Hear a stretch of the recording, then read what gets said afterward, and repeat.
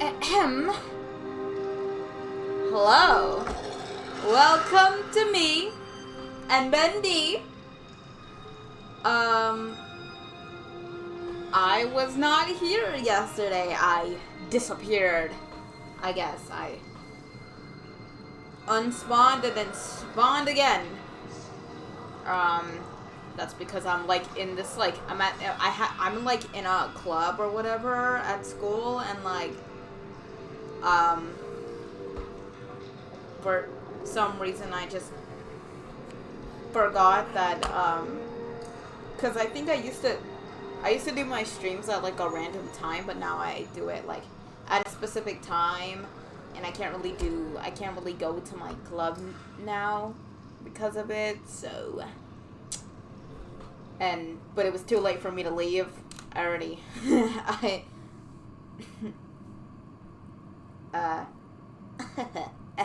anyways, I'm back. We're just gonna pretend that didn't happen, and I'm gonna come back. I was a little bit upset about it because I'm really into the story right now. Specifically at this part we're in right now. But we're back. We're back. Doesn't matter now. We're back. And I don't know what the hell we were doing. Oh yeah! We were gonna make that. The Gilson.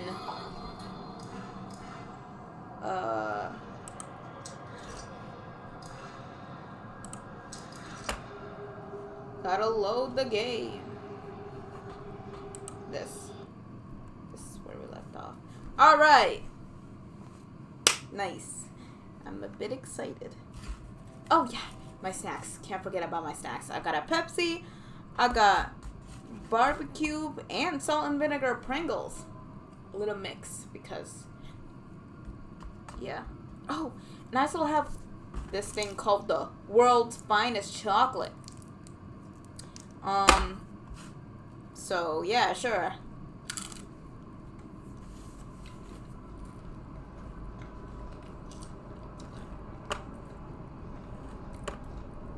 Let's go ahead. Let's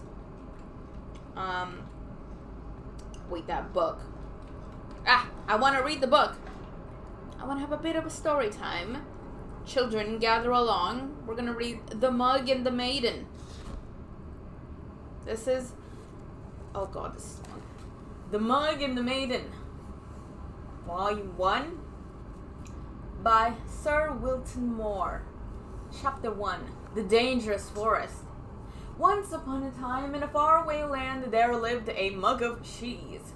But it was not an ordinary mug of cheese, as you would find in any home or kitchen of the age. No, this mug of cheese was a distant descendant of one of the 3 grand Flagon kings, the same kings who had charged on horseback to defend their capital city during the unforgettable conquest of the previous century. To which these Flagon kings he hailed from, the mug was unsure. But still, there was honor and courage in his heart.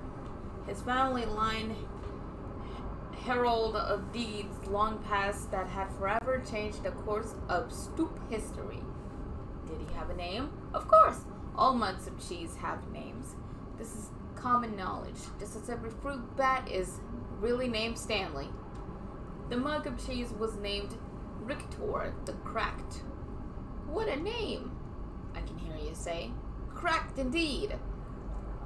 This mug of cheese bears no damage that I can see. Fall silent, you small-minded bast, for therein lies our intriguing story. Let's begin at the beginning. It was a hot winter day in the forest. One of those days where everything is dull brown. The lake was still. The birds had shut up, and the trees were but sticks in the overcast sky, save for a lone pine that skimmed the clouds above like a painter's brush.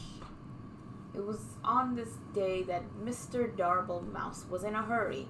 He had just been named as Vermin of the Year by the society brethren that lived under the old church, and it was customary for the honoree to bring fine part wine cheese to the ceremony. There were only hours to locate some of the precious cuisine. Fortunately, Mr. Darble Mouse knew exactly where to find it. The dark cellar below the governor's castle. But unfortunately, as he approached the loose plank of wood in the old wall, he failed to realize that the heavy rains that had come during the night had passed moisture into the plank, making it far heavier than usual. Thus, when he pushed the plank with all his might, it lifted just enough to push his body only halfway through, but his strength just couldn't contend with the weight of the plank, and his arms failed. The plank snapped back down, crushing him flat.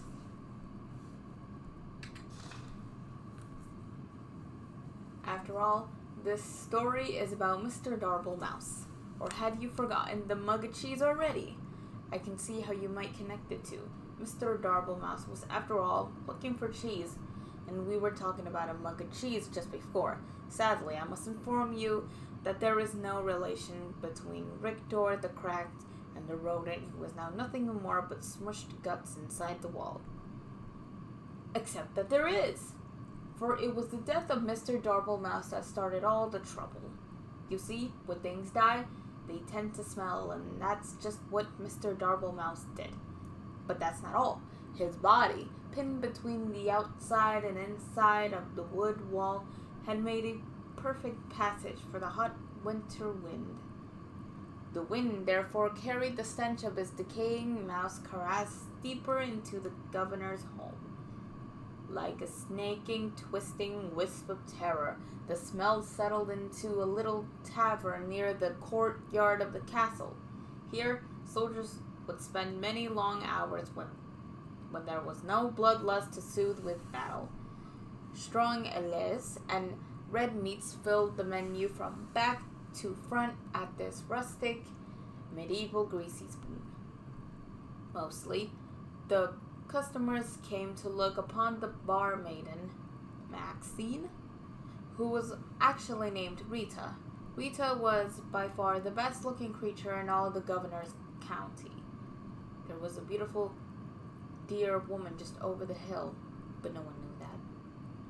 By day, Rita scrubbed her tavern so clean you could eat off of it, which was fortunate, as it was a place you indeed would be eating, since it was a tavern.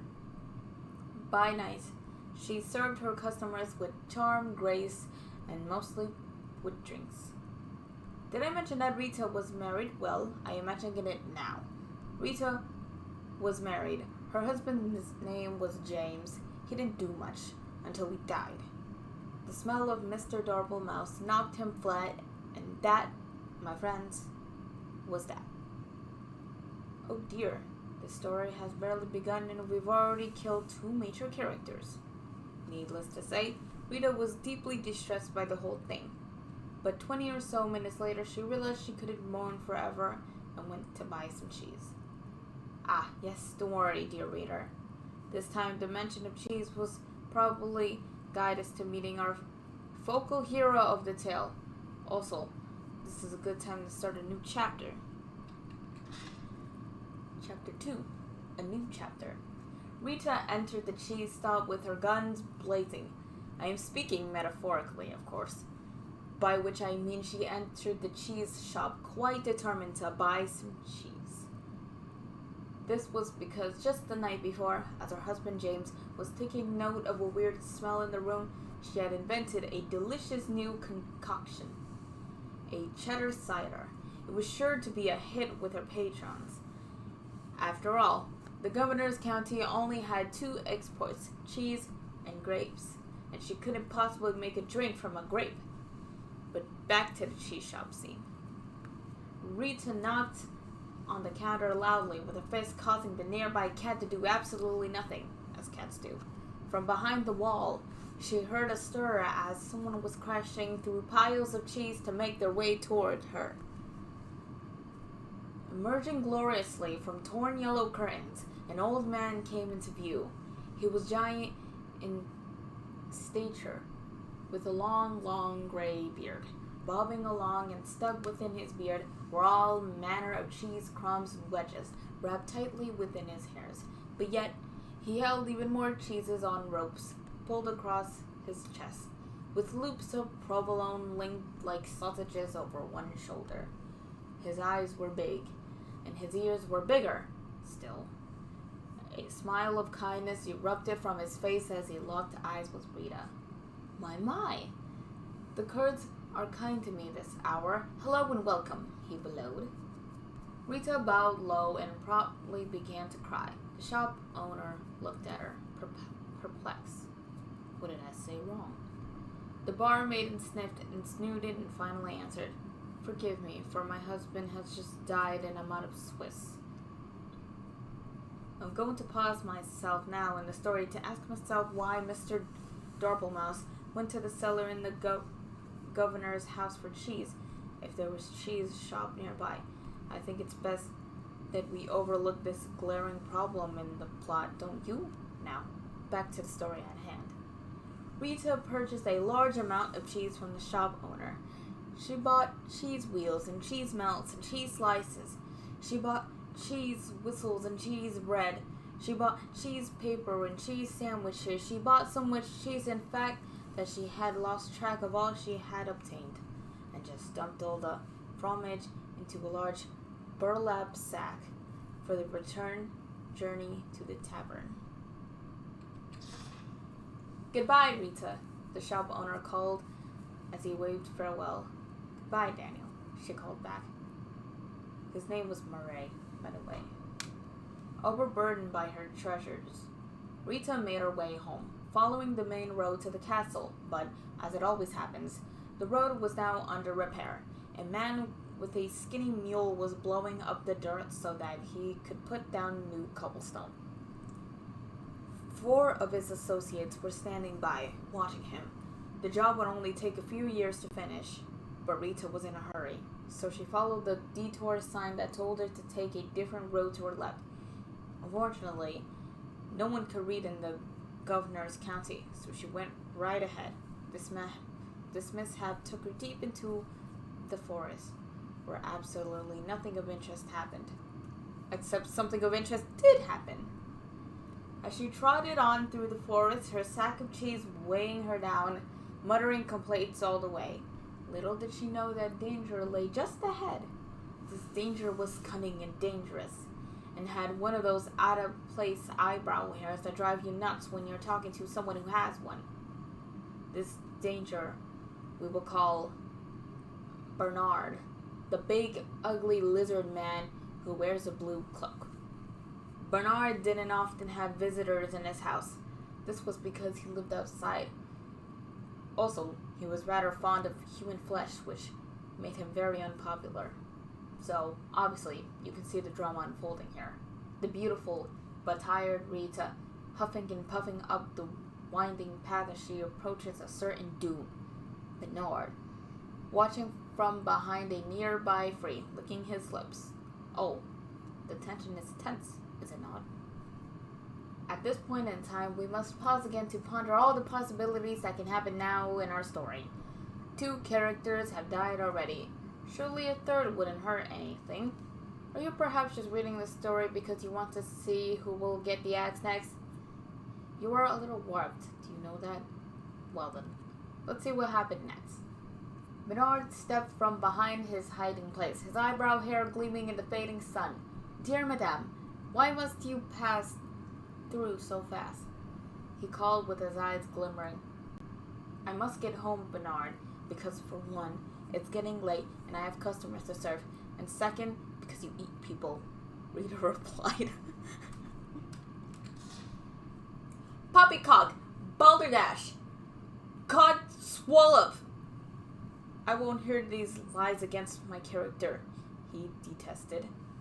For I, Bernard, the big ugly lizard man who wears a blue cloak, have completely reformed myself. Rita squinted suspiciously at him. You have? Bernard put a hand to his heart. I have. I no longer prowl or pounce. I won't attack or bounce. I will not kill or maim or feed or tear. I won't crush or even bite you anywhere. I promise I won't devour anymore.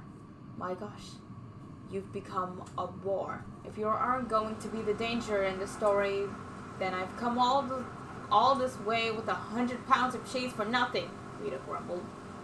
She boosted her sock further up her She boosted her sack further up her shoulders and turned with an angry grunt. But Bernard waved after her in a panic. Wait! It's all a ruse. I intended to eat you, dear woman. I swear it! He cried. It's all a trick, you see. A new angle. It worked on some guy yesterday. Oh, please stay. Rita sighed, her strength just about gone from the long adventure she had taken since she left home that morning. She turned back to face Bernard. All right, she said. But your part in the story better lead to an expected turn of events. Oh, it will. Bernard clapped and waggled his clawed finger to motion her to draw near. Just wait until the next chapter. Chapter 3. The next chapter. All looked quite dire for Rita.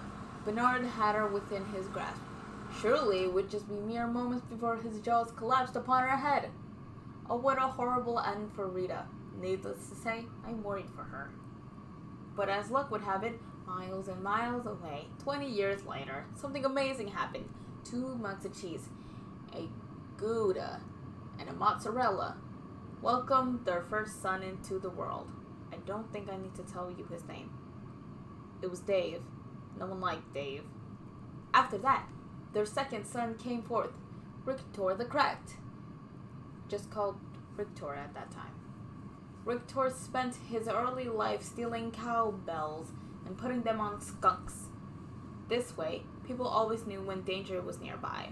Needless to say, Rictor was one smart mug of cheese. But all could not remain perfect forever, and suddenly the great skunk famine began. Rictor found his world in array, and he sought a new purpose. Fortunately, there was an opening in the governor's county for an adventure at the time, and since he was a descendant of the 3 grand flagged kings, he was boosted to the head of his line, because as we are all quite aware, even in olden times, it's not what you know, it's who you know. Thus, the adventures of Rictor began. He braved deep dungeons. He slayed the great beast. He climbed the highest mountain peaks. He sailed around the world despite the fact that he didn't own a boat. Rictor was truly the stuff of legend. But did I mention the curse? Yes, fair readers, there is a curse. A fiendish and a terrible curse. One morning, while Rictor was in the governor's county, he came upon a witch, named a witch. This witch had just pulled a pound cake from her oven, where she then proceeded to start ingesting it. Right there on the front walk of her home at once, Rictor knew this creature was pure evil. Eating cake this early in the morning, and without ice cream? This was truly a fiend that needed to be vanquished. I'm gonna lose my goddamn brain cells with this goddamn story. Anyways, Rictor jumped her fence and pulled his sword. Would you like some pound cake? The witch offered. It looked quite delicious. Rictor would not let himself be subdued into early morning cake as he approached closer with his weapon at her throat. The witch began to sweat, with a mouthful of crumbs. I also make a mean scone, if you want to wait. No gentleman or gentle mug could refuse a good scone, so Rictor withdrew his sword and patiently waited for the witch to create these new buttery pastries. But what he didn't know was that the witch accidentally had bumped her table in an had added within the mixture a vial of cursed liquid. See? I told you there was a curse. You were fair warned. The moment Richter ate of the scones, he fell into a deep sleep. The witch, baffled, finished her cake and proceeded to get a civil service job in a nearby town. As the years rolled by, all that remained of the witch's house was carried off by elves, and her garden became overgrown. This left only Richter, asleep in the forest, with no end to its dreaming in sight. But that story thankfully does not end here. For as luck would have it, a giant man covered in cheese, with big eyes and big ears, wandered past the sleeping mug.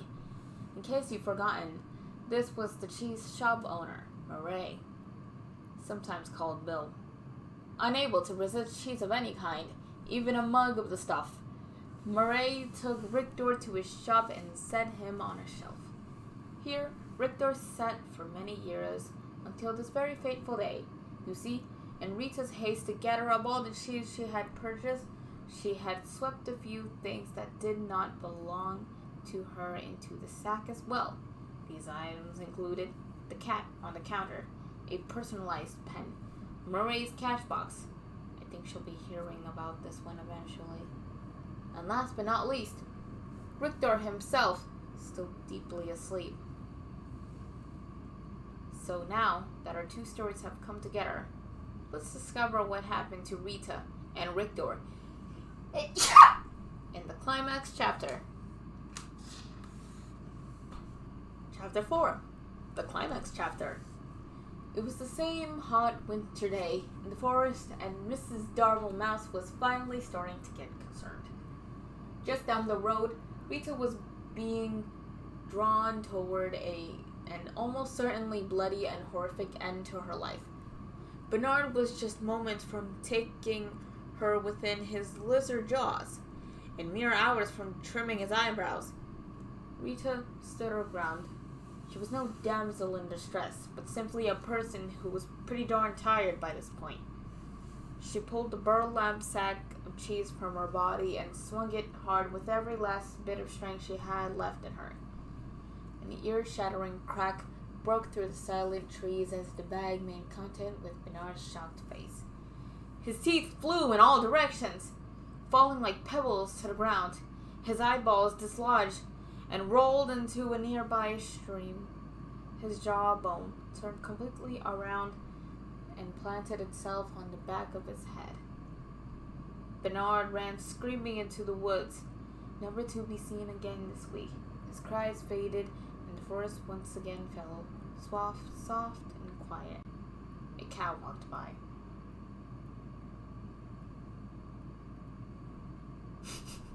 Sorry. Rita, still standing with her sack outstretched in her arms, stood wide-eyed at what had just happened. Surely no cheese in her bag was hard enough for that kind of impact. As she placed her burlap sack upon the dirt and peeled it open, she was amazed to find Richter, the mug of cheese, inside and looking quite dazed. He had awakened and the curse was finally lifted. Somewhere behind the desk, the witch looked up and nodded with a smile. But oh dear reader, look what was now upon his mug body. A giant and elegant crack. The very mark of a warrior. His hero's journey was finally complete. Richter the crack had emerged. Yes, it is true that Richter really didn't do anything important in the attack on Bernard. Just by Richter being where he was at the perfect time, he had saved Rita. The fates were with them. Richter and Rita talked and laughed and ate cheese until the sun went down. Finally, they packed up their picnic and headed back to the tavern, where they were met with cheers of excitement. This is mostly because the guides had found out that Rita was now single.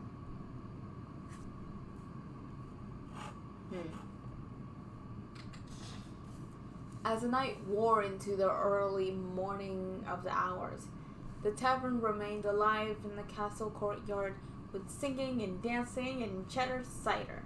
Oh, what a celebration. But like all parties of such proportion, eventually everyone sobers up and you have to go home. Before long, it was dawn. The sun began to rise steadily in the west, marking a fresh adventure on the horizon. A wind of a new direction began to blow with a more steady pace. It skittered across the ground and found its way between the floorboards of the governor's castle.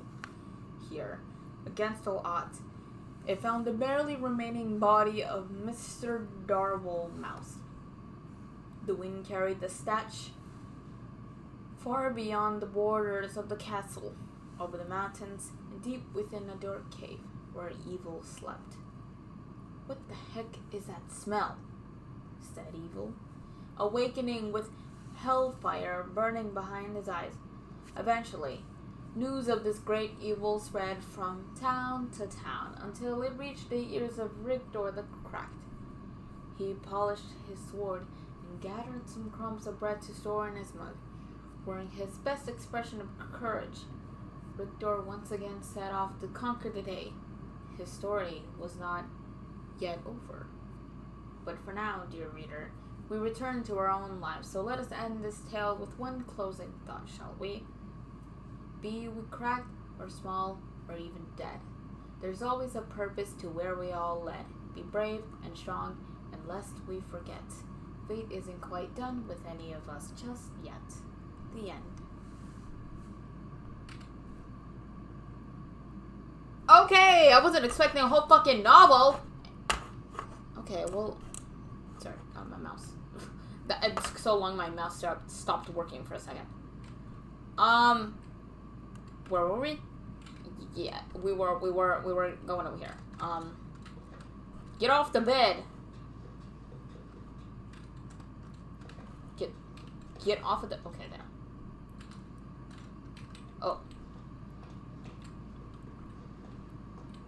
Okay, let's crank up the tunes!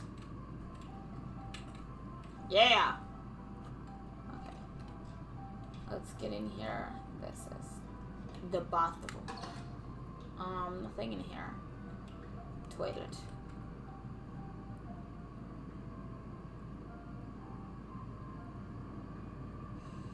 And we take a tinkle. Woohoo! I need some ranch. Yum. Okay.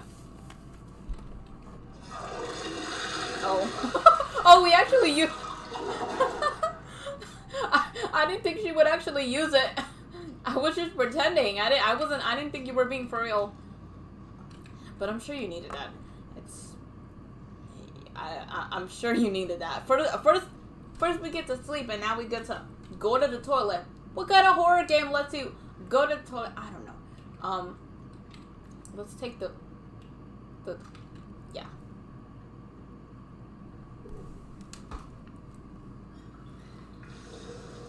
Now, just 3 sips of water. Yeah, if you can call that water. 1.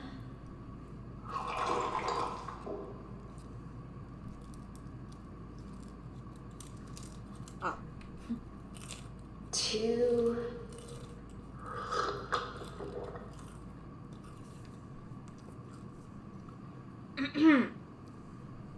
1, 2, and 456. 3. Whoa! Oh! Oh! Alice! Ain't no way!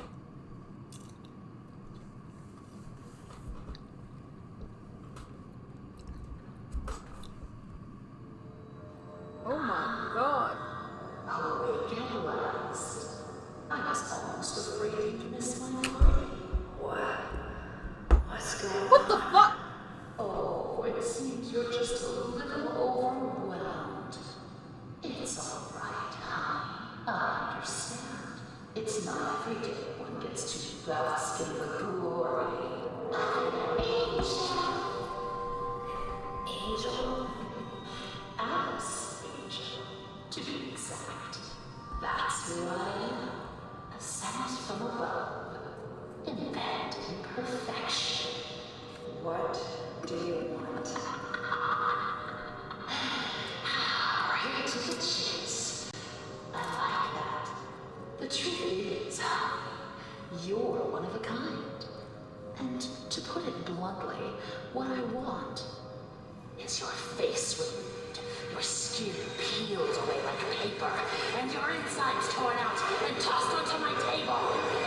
Custom parts, ready for my delicious harvest. And with your generous sacrifice, I'll be beautiful. Oh But for no. now, let's have fun. She's pulling a Boreas on us. Time for a bloodbath later. Ooh, how about a game? Let's all play a game of riddles. Riddles? What a wonderful idea! No. All right, honey. Here's the deal. Behind you is the door to freedom. But it will only be opened if you solve my little puzzle and return to your special chair.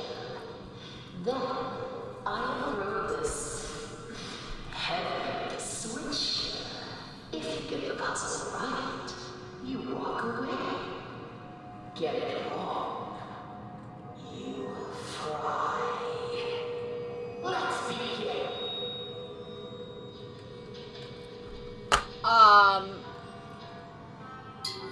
What are we doing? Do we have any object? We have no objective, it's just...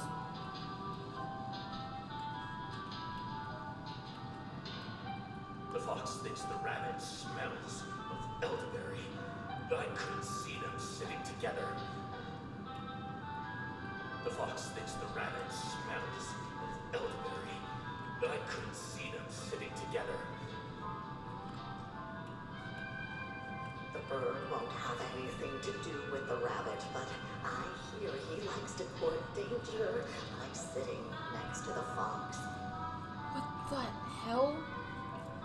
The fox has always hated the bear. They never sit next to each other. My friend the bear always sits next to the bird. After all, they went to school together. What the hell?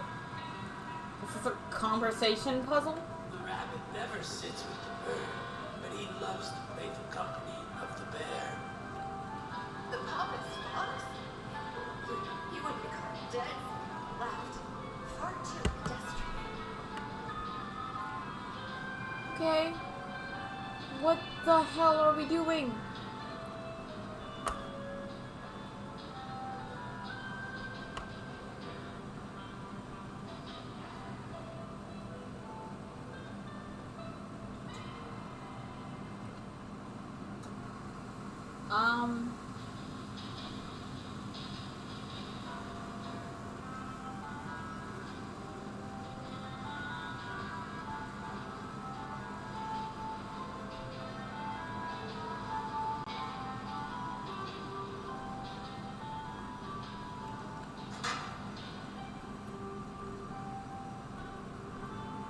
Solve a puzzle. It's them having a conversation. The fox thinks the rabbit smells of elderberry, but I couldn't see them sitting together.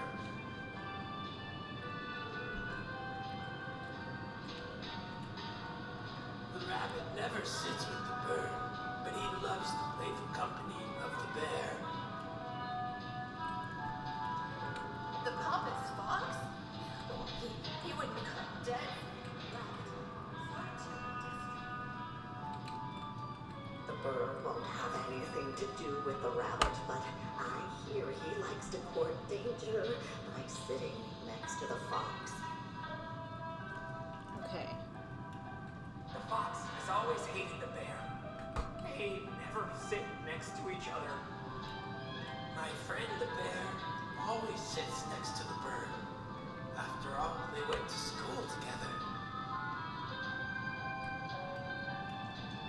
The fox has always hated the bear. They never sit next to each other. The bird won't have anything to do with the rabbit, but I hear he likes to court danger by sitting next to the I fox. think I match up their conversations with each other. The fox thinks the rabbit smells of elderberry, but I couldn't see them sitting together. The rabbit never sits with the bird, but he loves the playful company of the bear. The pompous fox? Well, he wouldn't be caught dead sitting on the left. Far too pedestrian.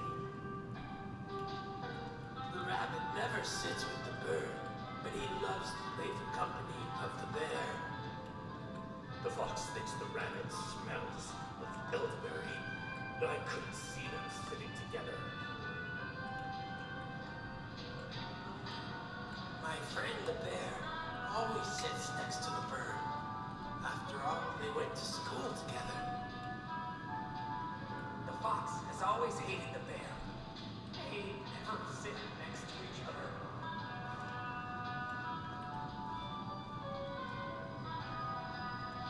The rabbit never sits with the bird, but he loves the playful company of the bear.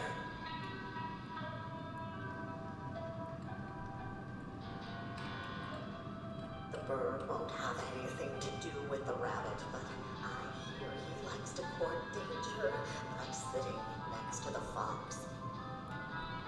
The fox thinks the rabbit smells of elderberry, but I couldn't see them sitting together.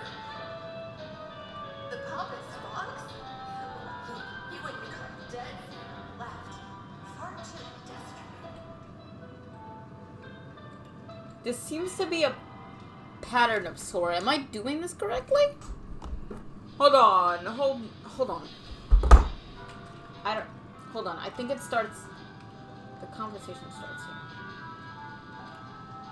My friend the bear always sits next to the bird. After all, they went to school together. The fox has always hated the bear. They never sit next to each other. The bird won't have anything to do with the rabbit, but I hear he likes to court danger by sitting next to the fox. The rabbit never sits with the bird, but he loves the playful company of the bear.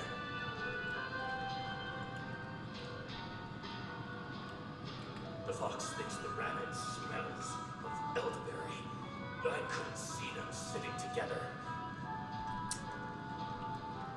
Oh my The god. rabbit never sits with the bird, but he loves the playful company of the bear.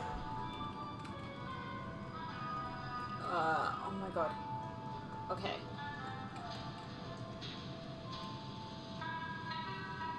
My friend the bear always sits next to the bird. After all, they went to school together. The fox has always hated the bear. They never sit next to each other. Oh, I don't know what.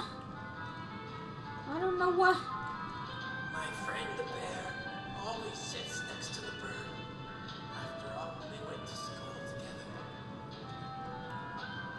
The rabbit never sits with the bird, but he loves the playful company of the bear. The bird won't have anything to do with the rabbit, but I hear he likes to court danger by sitting next to the fox. The fox thinks the rabbit smells of elderberry, but I couldn't see them Hold sitting on. together. I need some help. This is confusing. I don't know what to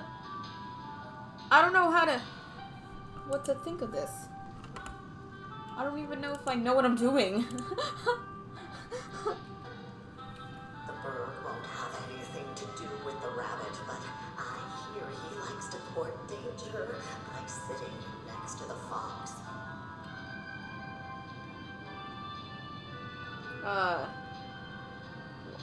Here we go. Let me just. Alright. Let me try to fucking. The fox bear. has always hated the bear. They never sit next to each other.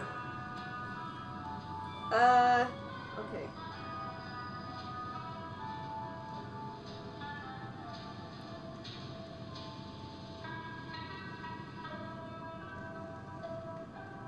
Oh, we're in chapter 4.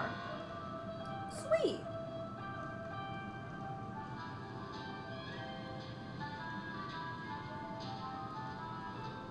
Wait, am I at the end of chapter 4? Oh! No. I'm in chapter 5 now. I just started it when I got here. Okay, that makes sense. Sort of, not really. Okay, what am I? I need to. Oh. I went too far, I think.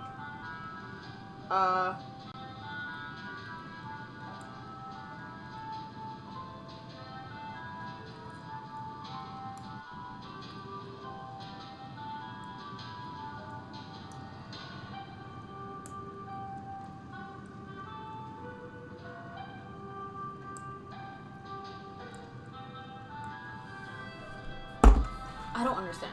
Hold on. Okay, let me just... Ah! Here.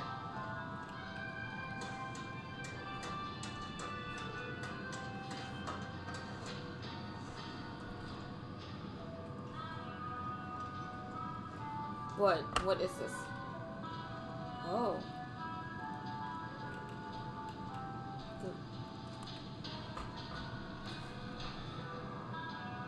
Oh!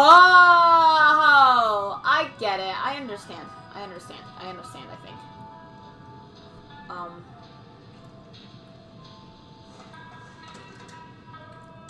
That's why they were talking about that stuff. I thought I had to match up their conversations.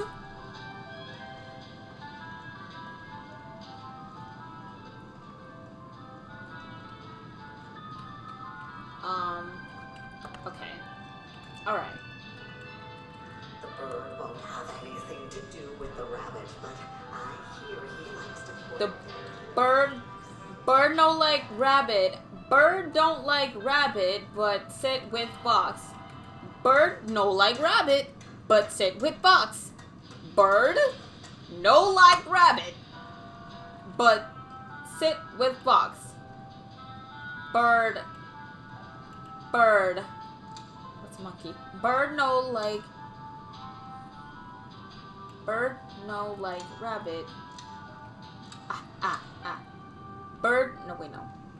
Bird no like rabbit, but sit with fox.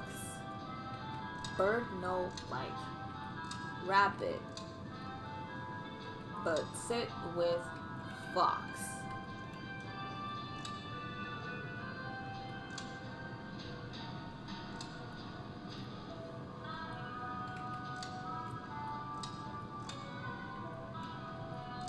There's no pig or monkey in the story. There's a bear, though. So, okay, let's go down here.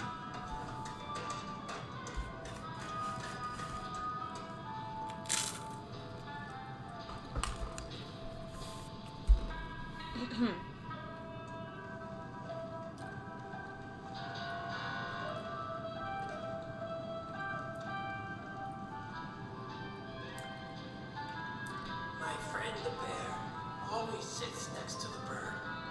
After all, they went to school together. The bear always sits next to the bird. Okay, the bear... The bear... Get up the stairs, bitch! The bear always sits next to the bird. So, bear...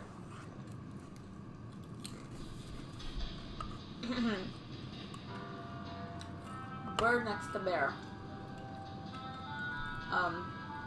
Oh, the bird is already next to the bear. Alright, well.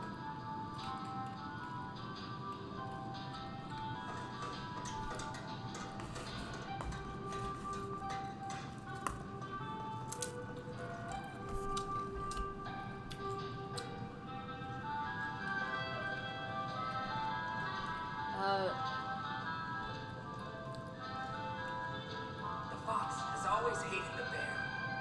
They never sit next to each other. My friend the bear always sits next to the bird. After They went to school together. Fox no like bear. Fox no like bear. The bear sits with the bird, so that's so. The bird won't have anything to do with the rabbit, but I hear he likes to court danger by sitting next to the fox. The fox thinks the rabbit smells of elderberry, but I couldn't see them sitting together.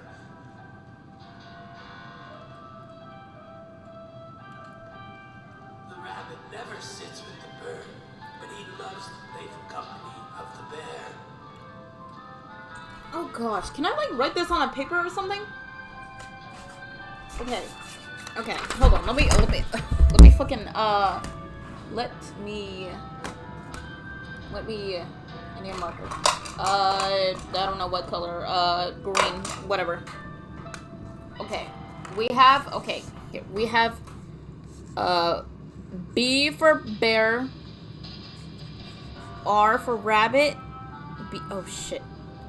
B-E for bear, B-I for bird, and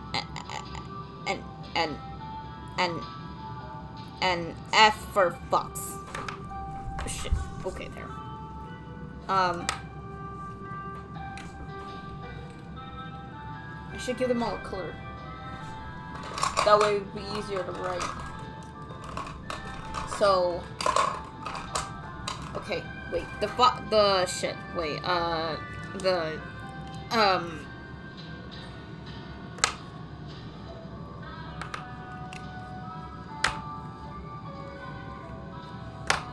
okay.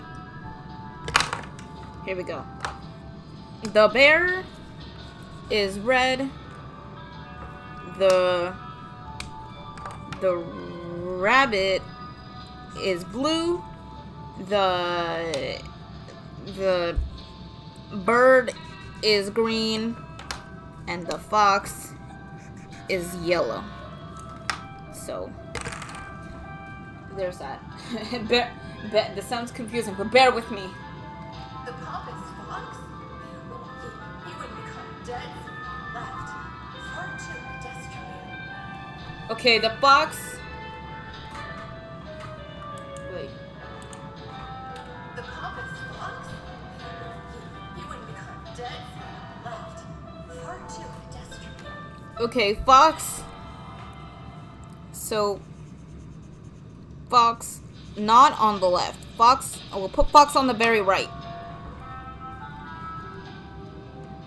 The rabbit never sits with the bird, but he loves the playful company of the bear. Rabbit, no sit with bird. Rabbit, no sit with bird. Rabbit, no sit with bird, but like bear. So bird. So next to F, next to fox. Bird no likes bear. Bird no likes bear.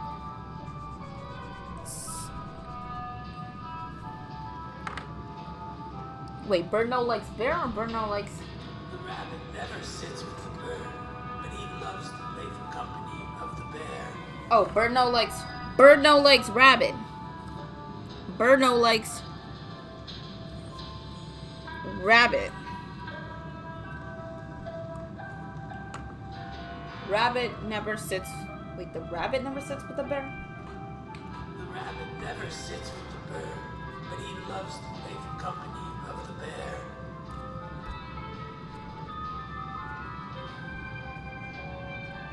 Okay. So, don't put green and blue together. Put bear here. Put the bear here. And we're gonna ignore this because this is wrong. And then rabbit sits on the left. So that means the bird The rabbit sits on the left. Oh, this is confusing. The fox thinks the rabbit smells of elderberry. I couldn't see them sitting together. The fox like rabbit. Okay, they don't sit next to each other right now, so that's correct.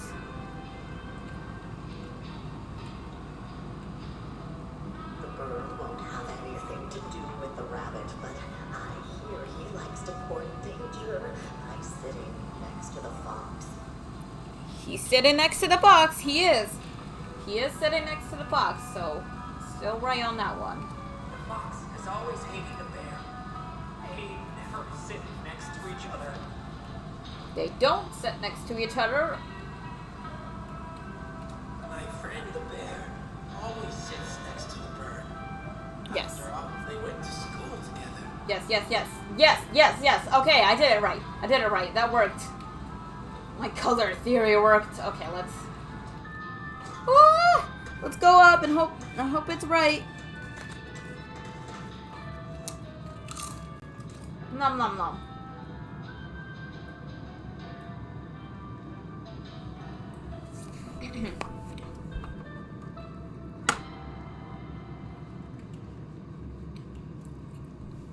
Okay.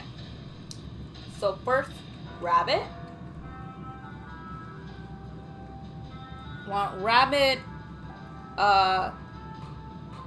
rabbit, bear. Rabbit, bear. Rabbit, bear. Bird. Bird, fox.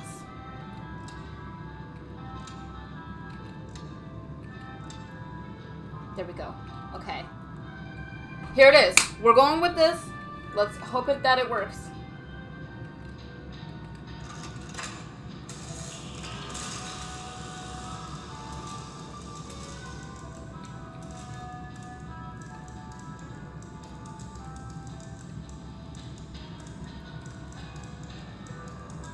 Did it?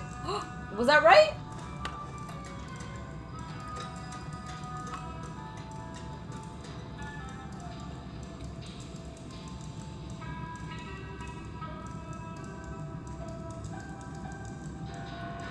I think I was right.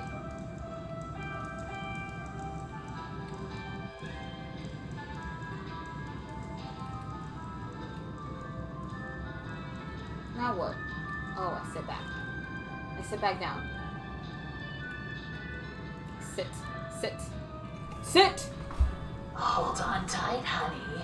Here it comes. Here comes what? 3, 2, 1.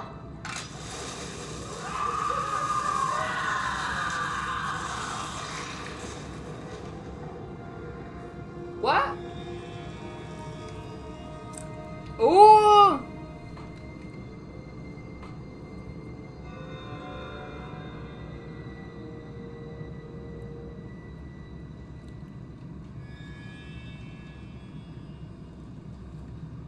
Well, I guess no one sits with no one anymore. And I was right. I was right, though. I was right. I did it correctly. Oh, color! Color. I see you there. Nobody likes a color pooper. Girl, I just solved your stupid damn puzzle. Now leave me alone, bitch. Something tells me I need to eat.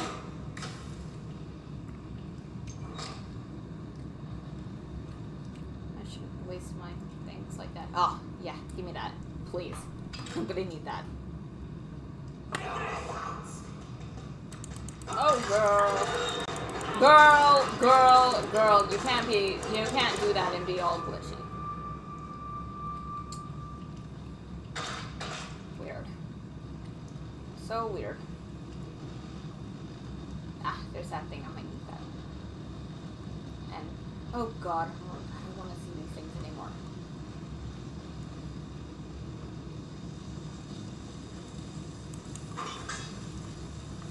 the devil isn't here, then I guess the angels. We must be among the quote-unquote angels. Okay, we'll go up here.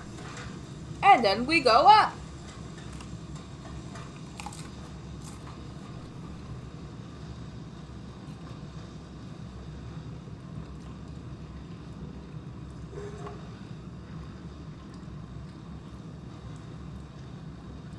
Whoa. What's going on there?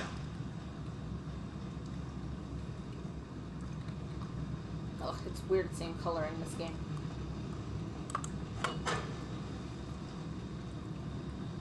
I feel like a sad beige mom right now looking at that thing. But it's kind of fascinating. A little satisfying even. Stop glitching so much. Damn. I'm assuming I need to... Yep. Oops. Do I not have... Wait, where did my... Hey. Why can't I teleport? What happened to my What happened to my... Power down. What? Oh, my thing is already charged, so... Gotta do that, I guess.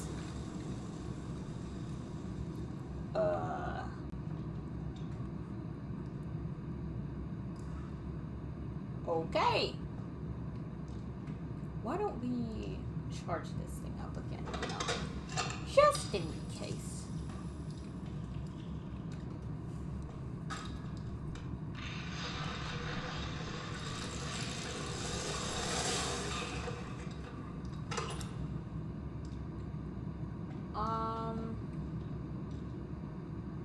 Okay, I don't know what that did. I don't know what that did. I don't... Oh. Did it? Oh, no, it didn't.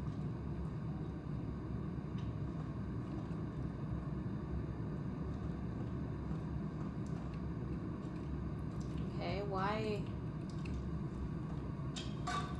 did I power it down for?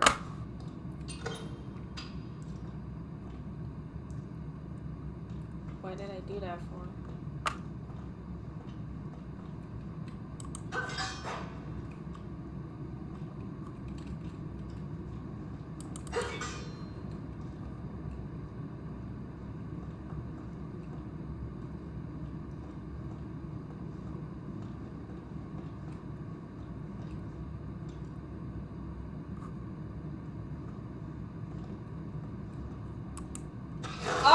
Oh, it's back. Okay. Well, alright, so now I just have to go up there. Alright. But I'm gonna end this here though. Cause I gotta.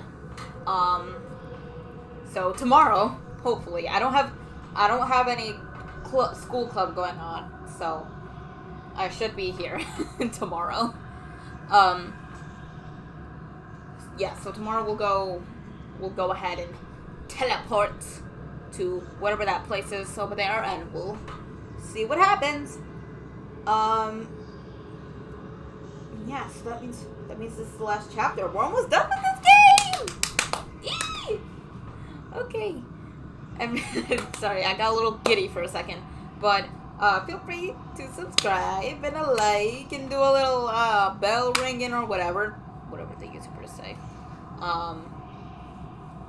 And yeah, that's all I have to say. I'll be leaving now. Goodbye.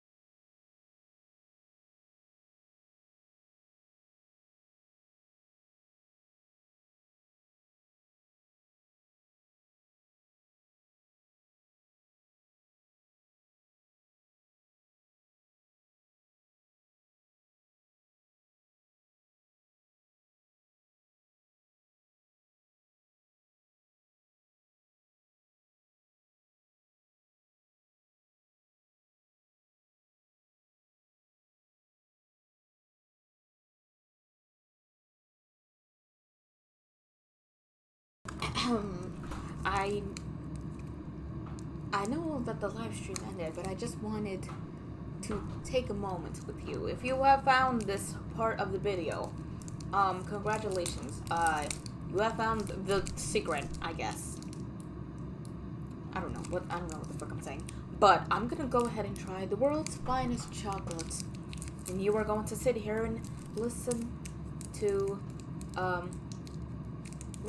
the wrapper being unwrapped. And I will go ahead and eat the world's finest chocolate. Oh, it's all split and stuff. And it has hearts on it. That's cute. Anyways, me will try.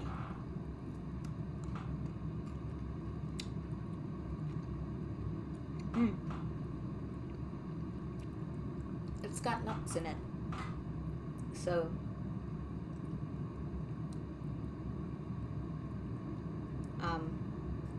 yeah, that tastes kind of good. I prefer dark chocolate, but this is fine.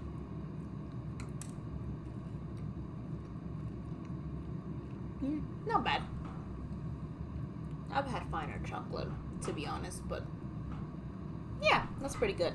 Anyways, you didn't hear